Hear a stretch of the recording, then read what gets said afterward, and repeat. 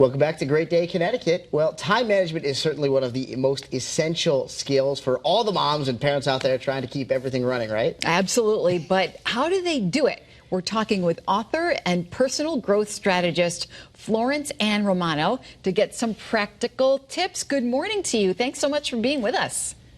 Oh, I'm thrilled to be here. I'm sure you're thinking time management for moms. It's an oxymoron, right? No way. There's no time. Oh, my God. No time for this time management. Oh my goodness. But honestly, it's the thing I hear bemoaned the most from moms, from parents in general, is how do I do this? And there's no, major fix to it, but there's ways to modify. There's ways to try to take that pressure out of the tires a bit. And I think that's what we're here to do today. How much of would you say is preparation?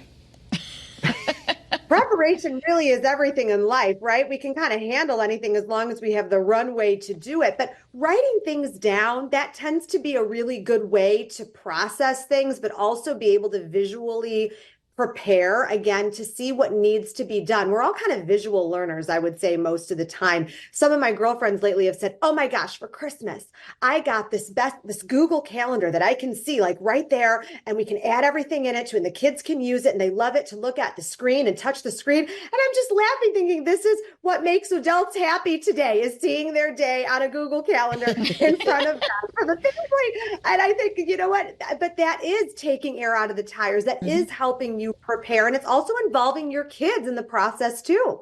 But one of the things I wanted to ask you about, Florence, is the fact that you say, for all the moms out there, do not forget to take care of yourself. That sounds great, but how do you get these moms out there to stress it in the right way? Pretend you're on a plane and, you hear the flight attendant say, you got to put that oxygen mask on yourself first before you do anything else. And that's the truth. You have to do that for yourself in life. To take care of anyone else, that oxygen mask needs to go on yourself first. And understanding that self-care is not selfish and you deserve it. I'm here today to tell you, moms, that you deserve it. And so making sure that you're carving that time for yourself. And again, small things are big wins. If you're going to say, you know what, for the next 15 minutes, I'm going to go outside and take a little walk and call my girlfriend and just spew a bunch of stuff, and that's your self-care for the day, then great. I'm not looking for you to say, I'm going for an all-day spa day, which would be great. Do it. More power to you if you can.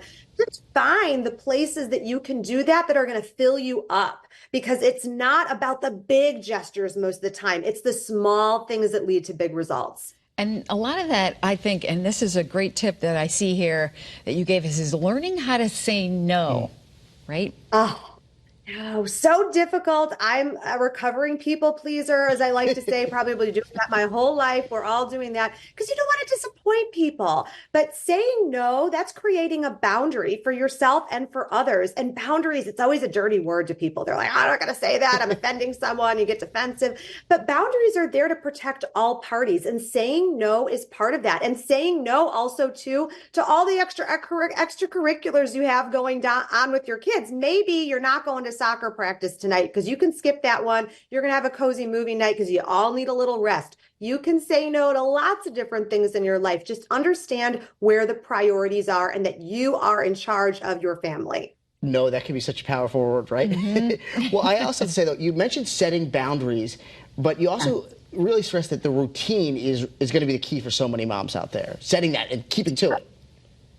It's hard to stay to a routine. It's even hard to stay to a routine for adults. And I would say most of the time that we give this advice for children, like have your routines and your early bedtimes and get your nutrition, adults can't even do that. So, we've got to try to walk the walk. But routines, especially lately, as there's been school closing and it's been cold and snow all over the place and everyone's out of order, you see what that does to your family. That disrupts the rhythm. So as much as you can stay to that, and that's where planning comes into place, even meal planning comes into place. That helps you stay within that routine. And it's okay to be flexible. It's okay to have that spontaneity, but you do see the consequences of getting out of that routine happen to all members of the family. So stay as close to that as you can. I like all of these pieces are of great advice. Things. I really like it. Florence Ann Romano, thank you so much for joining us. All your tips are great. She also recommends, of course, taking a break from screen time, which makes sense. She's a personal growth strategist. Thank you so much, Florence. Thank you so much for being with us. So happy to be here. Yeah, and you can get more from Florence Ann Romano. You can read her book. It sounds like a great idea, which is available now, or check out her podcast, Finger Painting I love that title. the Future. Yeah, and her website, florenceann.com. Great tips. Okay, if you aren't already a member, by the way, of our Channel 3 Mom Squad, this is really your open invitation. Just scan the QR code on your screen right now, or you can search Channel 3 Mom Squad on Facebook.